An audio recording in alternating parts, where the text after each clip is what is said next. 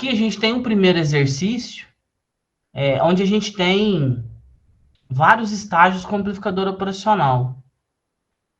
Primeiramente, a gente tem uma fonte de 10, um resistor e um diodo D2. Esse diodo, a primeira coisa que eu tenho que fazer é verificar se ele está polarizado diretamente. Então veja que esse diodo está polarizado diretamente. A corrente sai do positivo e circula, entrando no anodo, saindo no catodo. Então, a primeira coisa que eu tenho que avaliar é se o diodo está polarizado diretamente. Derivado ao diodo, a gente tem a entrada do amplificador operacional. Esse amplificador operacional aqui, ó, veja que é um amplificador operacional na configuração buffer. O que é a configuração buffer? A saída ela é totalmente realimentada na entrada. Então, o ganho desse amplificador operacional vale 1. Ganho vale 1. Agora, veja, eu tenho 10. Lembrando que esse 10 não é a alimentação do meu circuito.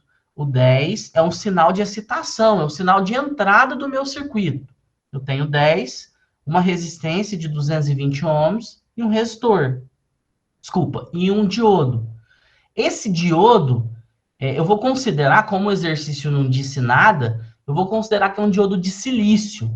Se o exercício não fornecer nada, normalmente fornece, mas aqui nesse caso não forneceu, a gente considera que é um diodo de silício. Por quê? 99,99% dos diodos são de silício. Então, primeira coisa, diodo polarizado diretamente. Então, o diodo está conduzindo. Eu não tenho um curto-circuito. Por quê? Porque tem um resistor em série. Então, a corrente vai sair da fonte, passar pelo resistor, passar pelo diodo e vir para o terra e fechar o circuito. Então, diodo polarizado diretamente. Agora, vai haver um desvio de corrente para a entrada do amplificador operacional? Na prática, vai. Essa corrente ela é muito pequena. Por que ela é muito pequena? Porque a impedância de entrada do amplificador operacional é uma característica do amplificador operacional ideal. A impedância de entrada é muito alta.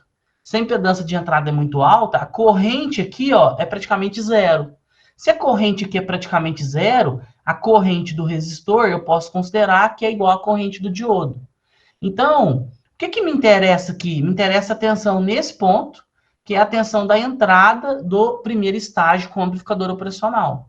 Então, a tensão desse ponto, né, é a tensão de entrada. Mas a tensão desse ponto em relação a quem?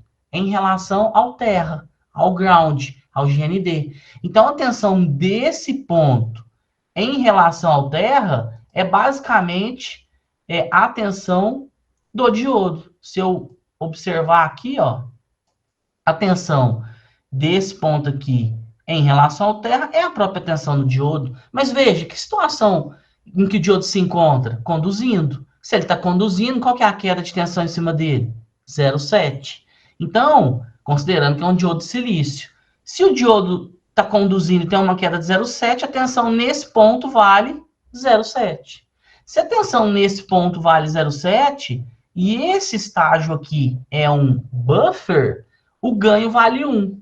A tensão de saída do buffer, a tensão nesse ponto aqui, ó, vai valer o mesmo que a entrada. Então, se a entrada vale 0,7, a saída vale 0,7. Saída é igual à entrada. Então, a tensão aqui na saída do circuito integrado, o 1, né, vai valer 0,7. Agora, veja, resolvemos um primeiro problema. A gente pegou aqui um circuito, dividimos ele em pedaços e a gente está analisando cada pedaço desse. Né? A gente quebrou o problema em partes e está resolvendo cada parte. Segundo estágio, que seria esse estágio aqui. Aí eu tenho que analisar que circuito que é esse, desse segundo estágio. Veja, o sinal está entrando na entrada não inversora, eu tenho um resistor na realimentação e tenho um resistor por terra. Então, esse estágio aqui é um estágio chamado amplificador não inversor. Amplificador não inversor. O que muda aqui? O que eu coloquei para complicar a análise? O que eu coloquei para confundir vocês? Coloquei esse resistor aqui, que é o R2. Foi isso que eu fiz. Por que eu coloquei o R2? O R2 é um valor de 1K, ele está em série com a entrada do operacional. A entrada do amplificador operacional é um valor muito alto. Ela tem uma resistência, uma impedância muito alta. Então, uma impedância muito alta em série com uma impedância qualquer, com um valor de resistência qualquer, é como se essa resistência aqui, ó, não influenciasse. Se aqui, nesse ponto, eu tenho 0,7, que é a saída do U1, aqui, ó, nesse ponto, que é a entrada do amplificador operacional, eu vou ter 0,7. Por quê? Porque esse resistor, em série com uma impedância tendendo ao infinito, ele não vai gerar queda de tensão, porque a corrente que é muito pequena, ela tende a zero. Se a corrente tende a zero, a queda de tensão em cima do resistor R2 tende a zero. Então, a tensão desse ponto é igual à tensão desse ponto. Beleza, sei que a tensão nesse ponto, que é a entrada do segundo estágio, vale 0,7. Bom, que circuito que é esse mesmo? Amplificador não inversor. Aí eu vou lembrar, qual que é o ganho do amplificador não inversor? RF, que é o resistor de feedback, né, o resistor de realimentação, dividido pelo resistor para o terra, mais 1 vezes a entrada. Então, o ganho é 9, dividido por 1, 9. Mais 1, 10. Então, o ganho desse estágio aqui, ó, vale 10. 10 vezes 0,7, que é a tensão nesse ponto aqui, vai me dar aqui na saída 7 volts. 0,7 vezes 10. Na saída do segundo estágio, que é o U2, eu tenho 7 volts. Agora, o que eu tenho no terceiro estágio?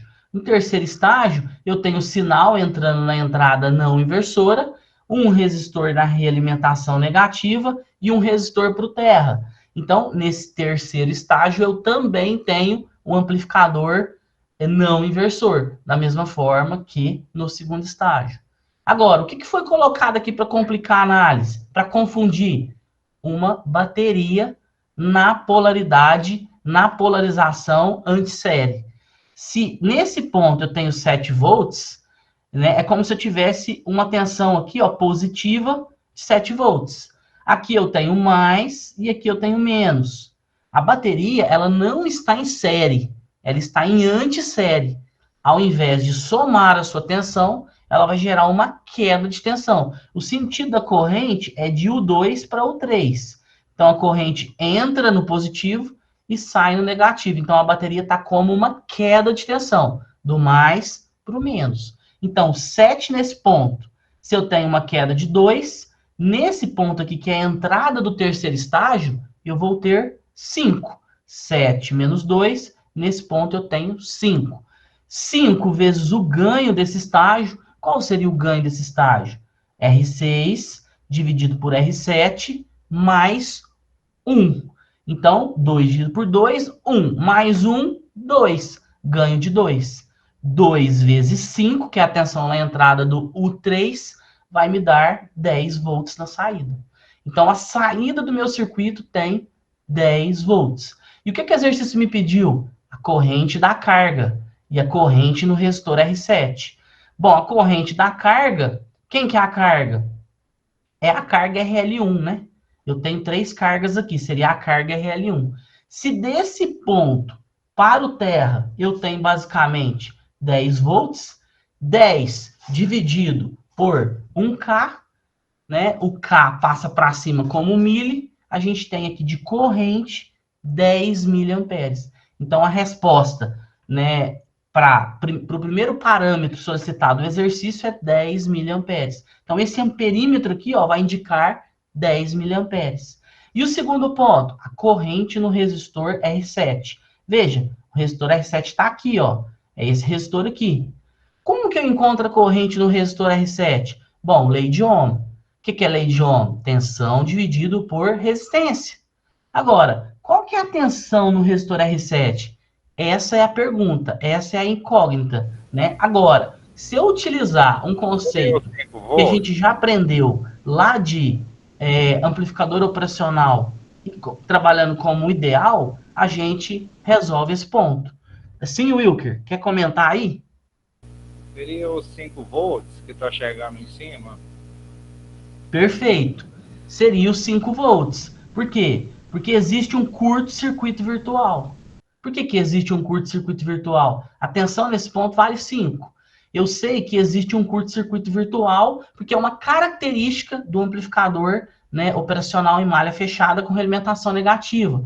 Então, se aqui eu tenho 5 na entrada não inversora, na entrada inversora eu vou ter 5 também. Então, 5 dividido, se fosse 1K, daria 5 mili, mais é 2K, então vai dar 2,5 miliamperes.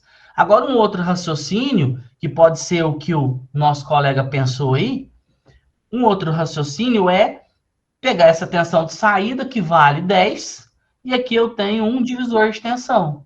Eu tenho uma ramificação aqui, só que a impedância de entrada é muito alta, então eu desprezo essa ramificação, essa derivação. Eu tenho 10, duas resistências de valor igual. Nessa resistência R7 eu vou ter 5 volts.